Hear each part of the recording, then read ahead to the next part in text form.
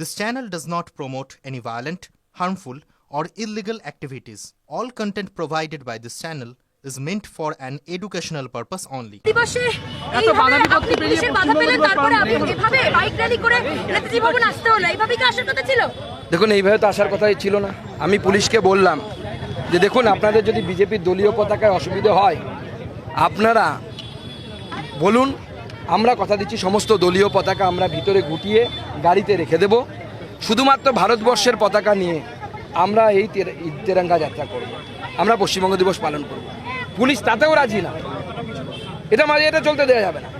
তখন আমরা জোর করে আমরা এসেছি, আমাদের বহু কর্মীকে গ্রেপ্তার করা হয়েছে, বহু বাইকের চাবি খুঁজে পাওয়া যাচ্ছে না।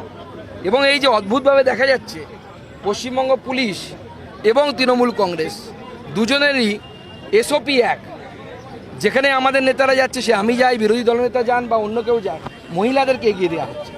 আজকে পুলিশ দেখলাম এই আমাদের কর্মীদের এই তিরঙ্গা যাত্রাকে বাধা দেওয়ার জন্য মহিলাদেরকে সামনে, মহিলা পুলিশকে সামনে করে দিচ্ছে। অদ্ভুত ব্যাপার। এবং আমাদের বহু কর্মীকে, পুরুষ কর্মীকে মহিলা পুলিশ কর্মীরা খামচি পর্যন্ত দিয়েছে।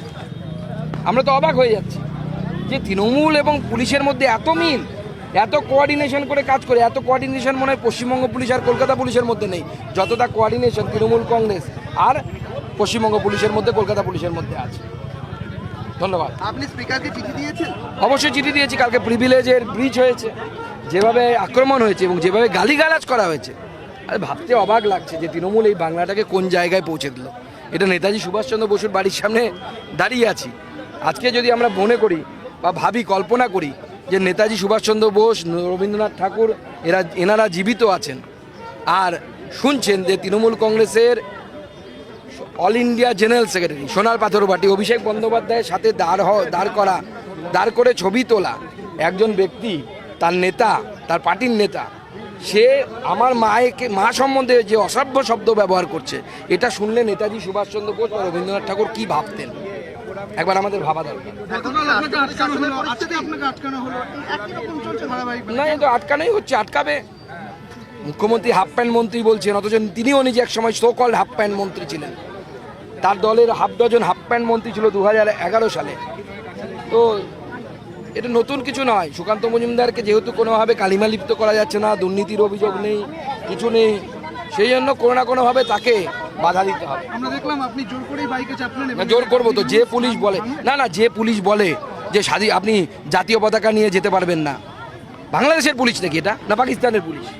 এত সাহস যে জাতীয় পতাকা নিয়ে আপনি যেতে পারবেন না, এটা বলতে পারে?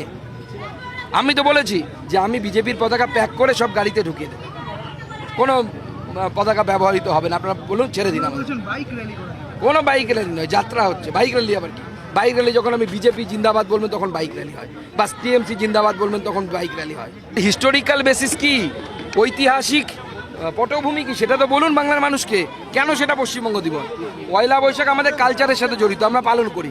আজকে ভোটাভুটি করে পশ্চিমবঙ্গ তৈরি হয়েছিল। পশ্চিমবঙ্গ সৃষ্টি দিবস বলুন, পশ্চিমবঙ্গ দিবস বলুন, পশ্চিমবঙ্গ রক্ষা দিবস বলুন, যা নাম দিবেন দিন, কিন্তু আজকের দিনটাকে তো পালন করা উচিত রে ভাই। কেন পালন করবেন না? আজকের দিনে ভোটাভুটি করে পশ্চিমবঙ্গ তৈরি হয়েছিল। 58/21 ভোটে আমরা জিতেছিলাম। জ্যোতি বসু এই হিন্দু পশ্চিমবঙ্গের জন্য ভোট দিয়েছিলেন, সেকুলার কমিউনিস্ট নেতা।